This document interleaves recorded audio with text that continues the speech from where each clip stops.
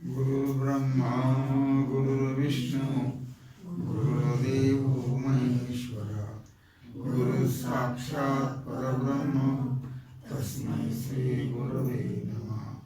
शंकरं शंकराचार्यं केशवं बादरायणं सूत्रभाष्यकृतौ वन्दे भगवन्तौ पुनः पुनः। विचारसागर रहस्य तरंग 6 हेडिंग 48 समसमुच्चय वादाचं खंडन पाठ क्रमांक 83। शिष्य म्हणतो, महाराज आताच आपण सांगितलं की देहाहून भिन्न आत्मज्ञान कर्माचा हेतू आहे, आणि आता सांगता की जाती आश्रम अवस्था यांचं आत्मस्वरूपाच्या ठिकाणी असलेले ज्ञान कर्माला हेतू आहे। पण जात्यादी धर्म स्थूल देहाचे आहेत, म्हणून जात्याधिकांची प्रतीती म्हणजे देहाच्या ठिकाणी आत्मबुद्धी तर कर्माला हेतू नाही असं मागं सांगितलंय। याचं समाधान काय?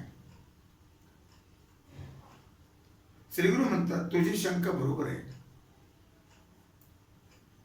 परंतु समाधान असं की देहाहून भिन्न आत्मा असल्याचे शास्त्र श्रवण आणि परोक्ष ज्ञान आहे। देहाहून भिन्न आत्मा असल्याचे शास्त्र श्रवण आणि परोक्ष ज्ञान आहे, आणि देहादिकांच्या ठिकाणी आत्मज्ञान प्रत्यक्ष आहे। कळलं? आणि देहादिकांच्या ठिकाणी आत्मज्ञान प्रत्यक्ष आहे। परोक्ष ज्ञानाचा अपरोक्ष ज्ञानाशी विरोध नसतो, म्हणून कर्मामध्ये प्रवृत्ती होण्यास हरकत नाही। जसं शास्त्र श्रवण आणि मूर्तीच्या ठिकाणी ईश्वर ज्ञान परोक्ष आणि पाषाणबुद्धी अपरोक्ष आहे। हा देव आहे हे परोक्ष ज्ञान आहे, पण पाषाणबुद्धी प्रत्यक्ष आहे, अपरोक्ष आहे। त्या दोन ज्ञानांचा परस्पर विरोध नाही, म्हणून दोन्ही ज्ञाने एके ठिकाणी राहून उपासना होते, परोक्ष अपरोक्ष। उपासनेला काही बंधन नाही। याच उलट रज्जूच्या ठिकाणी सर्पाचं प्रत्यक्ष ज्ञान आहे की नाही? आहे। आणि नंतर जर रज्जूचं प्रत्यक्ष ज्ञान झालं तर सर्पाचं प्रत्यक्ष ज्ञान नष्ट होतं। हा सर्प आहे असं जे वाटत होतं ते दोरी कळल्यानंतर ते नष्ट झालं। ते यावरून हा नियम सिद्ध होतो की अपरोक्ष भ्रांतीचा अपरोक्ष ज्ञानाशी विरोध आहे, अपरोक्ष भ्रांतीचा अपरोक्ष ज्ञानाशी विरोध आहे। लक्षात घ्या, परोक्ष ज्ञानाशी नाही। अपरोक्ष भ्रम काय आहे? अपरोक्ष भ्रांती कोणती आहे?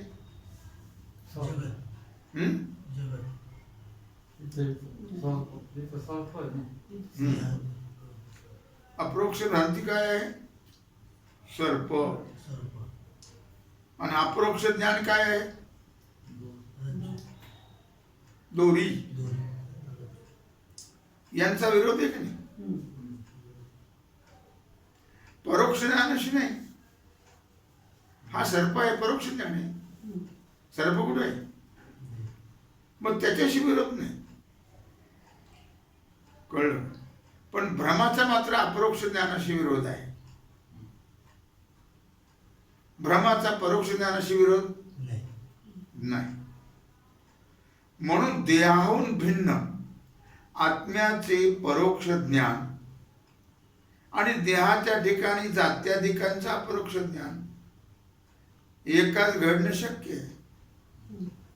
लक्षात येते का? म्हणून देहाहून भिन्न आत्मा कसा आहे, देहाहून वेगळा आहे. मग त्या आत्म्याचं परोक्ष ज्ञान, आत्मा आहे आता कोण पाहिलं कोणी, परोक्ष ज्ञान. आणि देहाच्या ठिकाणी जात्याधिकाचं अपरोक्ष ज्ञान. आत्म्याचं परोक्ष आहे आणि जातीचं अपरोक्ष. मी अमुक जातीचा आहे लावून घेतात की माणसं.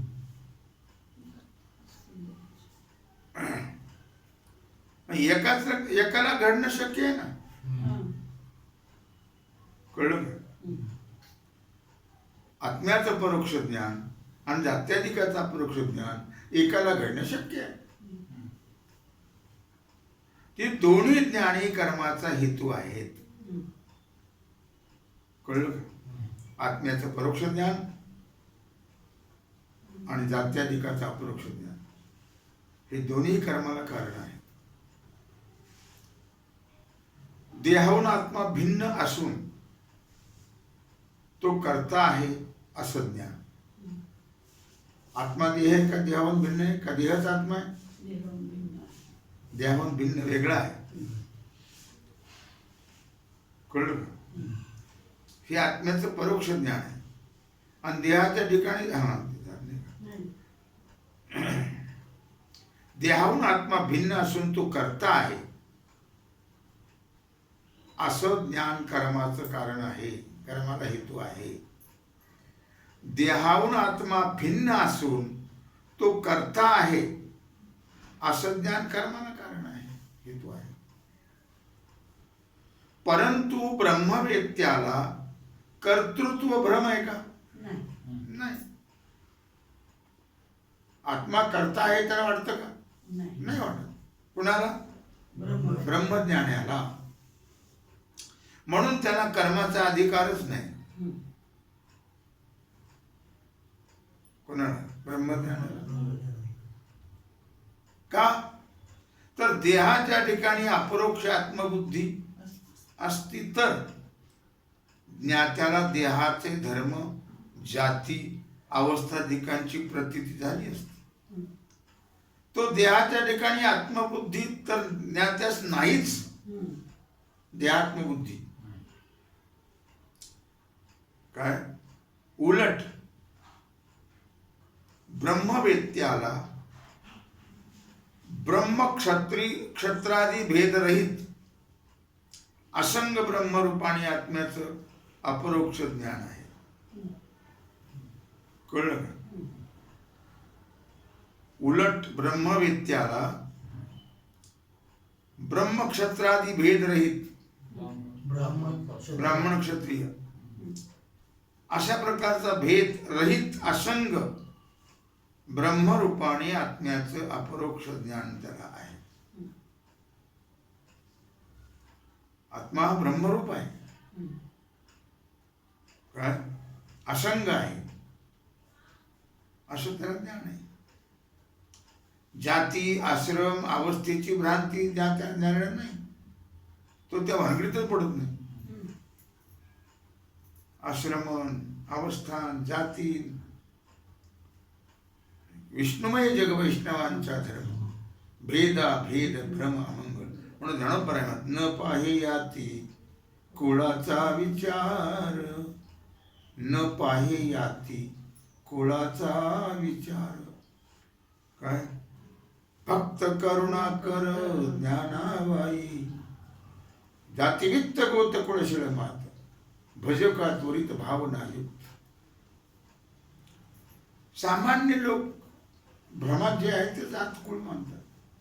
संत जातकुळ मानतात. संताला जातकुळही नाही आणि संत जातकुळही मानत नाही. म्हणून त्यांना कर्माधिकार नाही. हेडिंग 49. ज्ञात्याला कर्माप्रमाणे उपासनेचाही अधिकार नाही. काय? जसा कर्माचा अधिकार नाही तसा उपासनेचाही नाही. उपासना कुठपर्यंत आहे? कळलं का? कुठपर्यंत उपासना आहे? अंतःकरण शुद्ध होईपर्यंत. अगोदर कळलं होतं तुला? खरं बोलायचं कळलं?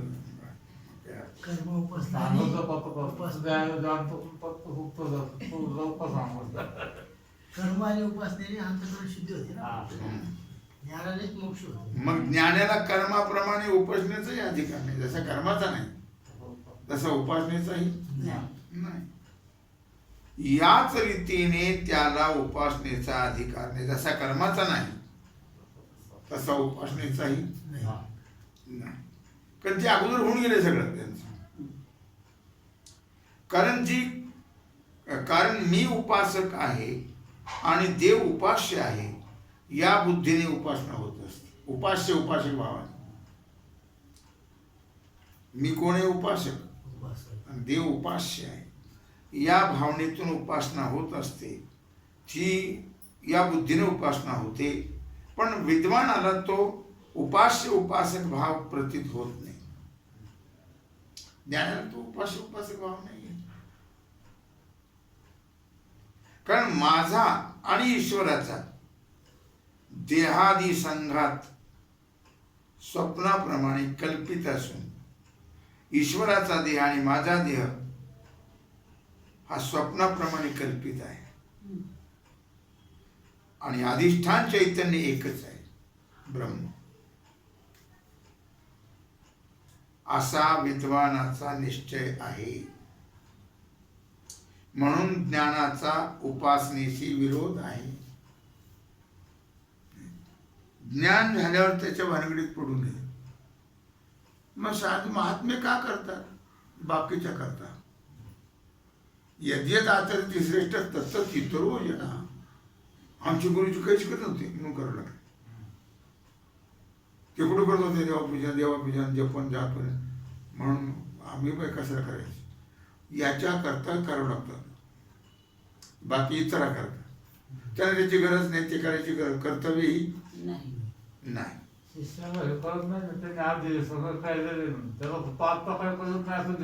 हा त्यांना ते कळत नाही. कळल्यावर मग कशाला? कळतच नसतं.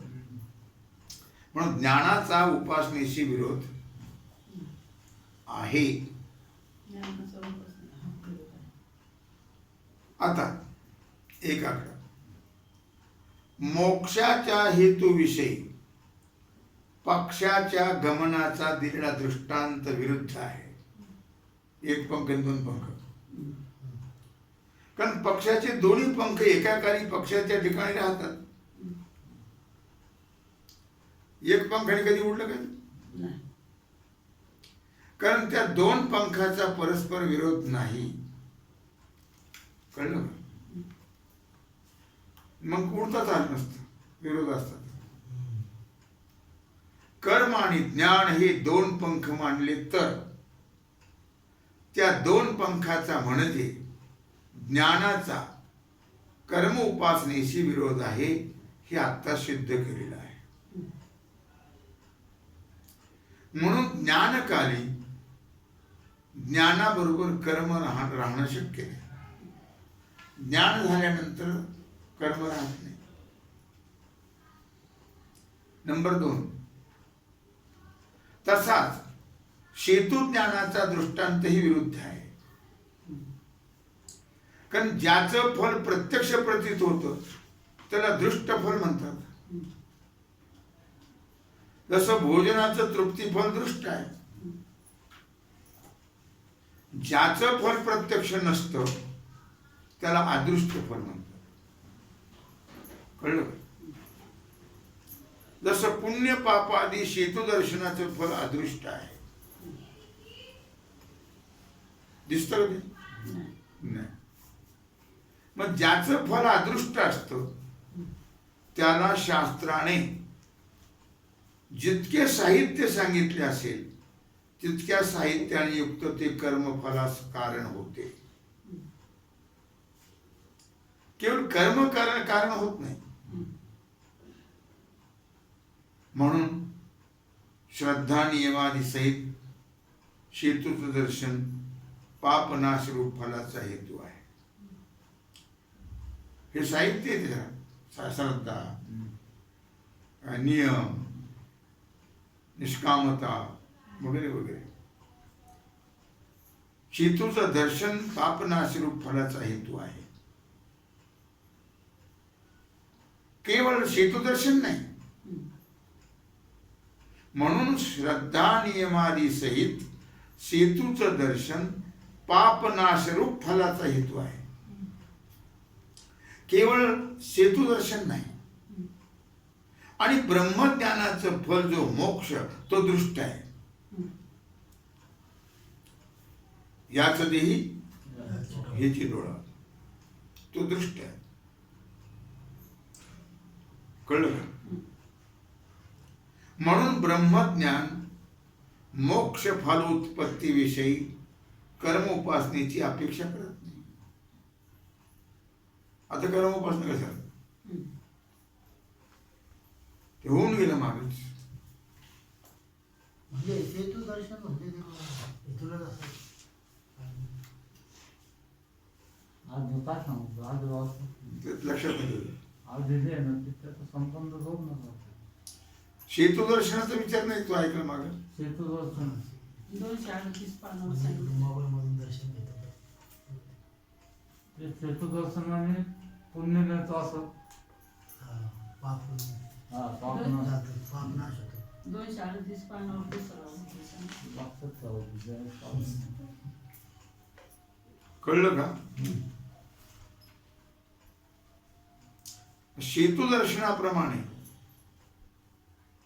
ब्रह्मविद्या ही आपल्या फलोत्पत्ती करता कर्मा उपासनेची अपेक्षा करत नाही.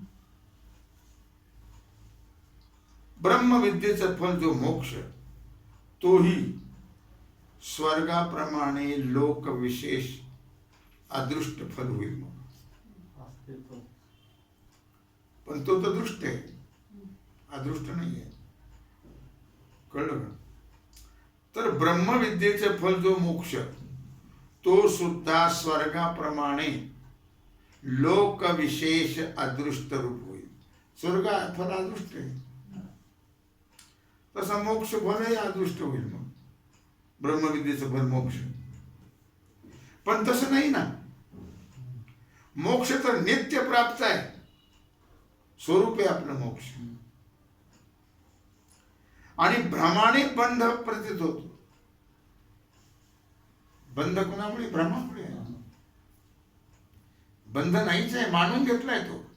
मुक्त होता परी बळे झाला बद्ध, घेऊन या छंद माझे माझे. जो मुक्तच आहे जीव, लावून घेतलं माझी बायको, माझा पोरगा, माझा नवरा, माझे घरदार, माझे गणकोत, हे लावून घेतलं. माझं कुणीच नाही, माझा फक्त एक परमात्मा, आत्मा ब्रह्मच आहे, दुसरं काहीच नाही. पण बंध लावून घेतला, बंध नाही आहे. म्हणून म्हटलं मुक्त होता परी बळे झाला बद्ध, घेऊन या छंद माझे माझे माझे माझे माझे. त्या भ्रांतीची निवृत्ती ही ब्रह्मविद्येचं फल आहे. हा जो भ्रम आहे तो ब्रह्मविद्येने जातो. कळतं आपलं कोणीच नाही, आपली कोणीच नव्हती, निश्चय चित्ती दृढ झाला. ते आम्हाला प्रत्यक्ष आहे. ब्रह्मविद्येचं फल मोक्ष. जशी रज्जू ज्ञानाने सर्पभ्रांतीची निवृत्ती सर्वांना प्रत्यक्ष आहे की नाही. रज्जूचं ज्ञान झाल्यानंतर सर्पाचा भ्रम तो निवृत्त होतो, हे सगळ्यांना कळतं. तसं अधिष्ठान ज्ञानाने भ्रांतीची निवृत्ती प्रत्यक्ष म्हणजे दृष्ट फल आहे. अधिष्ठानाचं ज्ञान झालं की भ्रमनिवृत्त होतो. ते फक्त स्वतःच होत ना, दुसऱ्यांना नाही कळतं. ब्रह्मज्ञान झालं स्वतः बंद असं सगळ्यांचं निवृत्त होत, तसं हे नाही होत ना.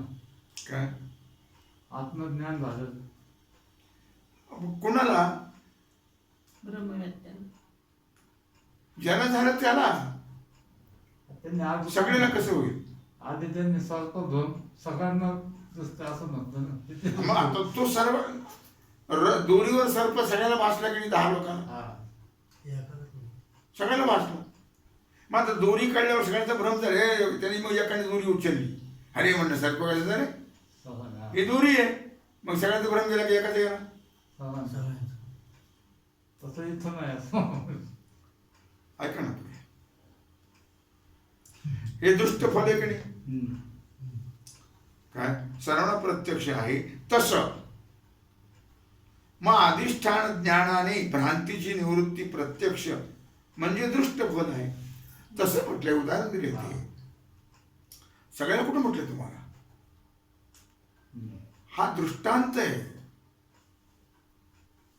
सगळ्या करता नाही म्हटलं त्याने. ज्याचं त्या- दृष्टांत सगळ्या करता सांगितला, पण जसं तसं तशी अधिष्ठान ज्ञानाने, तशी या शब्दाला महत्व आहे. हम्म. अधिष्ठान ज्ञानाने भ्रांतीची निवृत्ती प्रत्यक्ष म्हणजे दृष्टफल आहे. त्याला एवढं सांगायचे.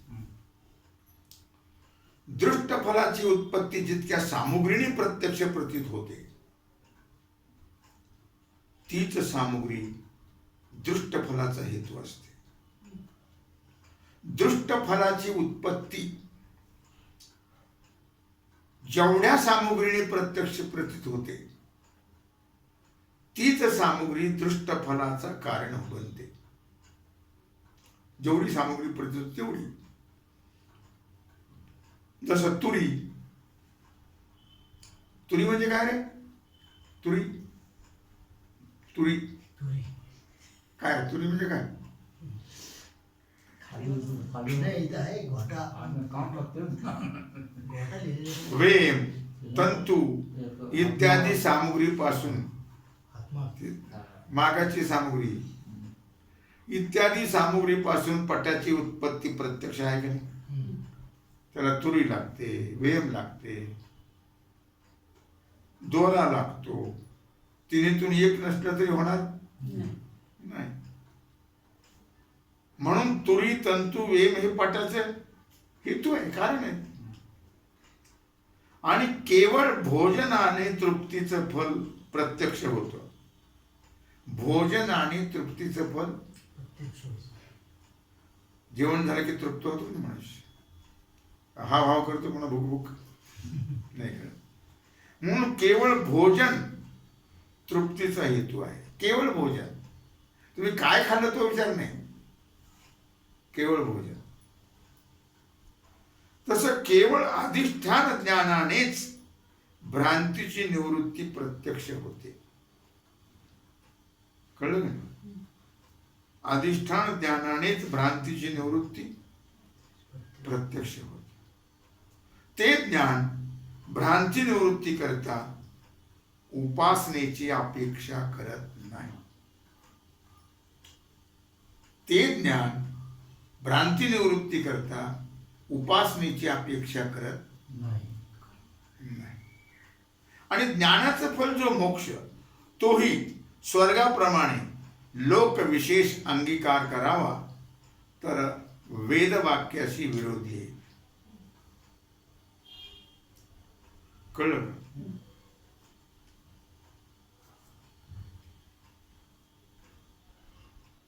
आणि ज्ञानाचं फल जो मोक्ष, तो स्वर्गाप्रमाणे लोक विशेष अंगीकार करावा. अदृष्ट फल आहे ते स्वर्ग, आणि मोक्ष दृष्ट फल आहे. तर वेदवाक्याशी विरोधी आहे. कारण ज्ञानवानाचे प्राण कोणत्याही लोकात जात नाही. स्वर्गात नाही, वैकुंठात नाही, कैलासात नाही, कुठंच नाही. मग कुठं जातात प्राण? ते ब्रह्मरूप होतात. ब्रह्मरूप. कळलं का?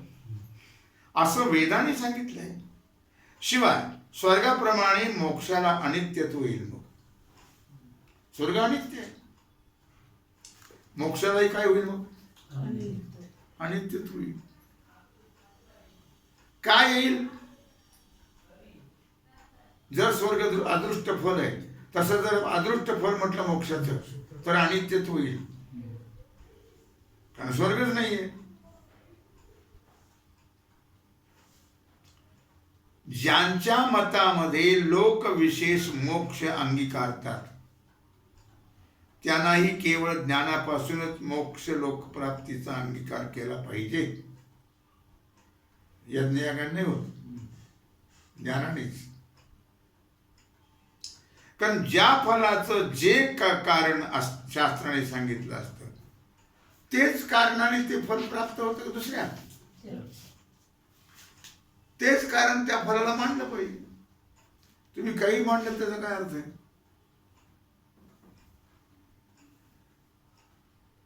बरं, शास्त्र तर केवळ ज्ञानानेच मोक्ष सांगते. ज्ञानात एव तू कैवल्यम, ज्ञानाने मोक्ष, ज्ञानेविन मोक्ष नाही हा सिद्धांत. म्हणून केवळ ज्ञानच मोक्षाला हेतू आहे. प्रवचनातून बाईसाहेब सांगितलं असतं, ज्ञानात एव तू कैवल्यम, ज्ञानेविन मोक्ष नाही हा सिद्धांत. त्यांचे ऐकलं नाही पुण्याचं प्रवचन. म्हणून केवळ ज्ञानच मोक्षाला हेतू आहे. कर्म, उपासना आणि ज्ञान या तिहीचा समसमुच्चय मोक्षाला हेतू नाही. खंडन केलं कोणाचं? समसमुच्चयवादाचं. आता 50 शेळी.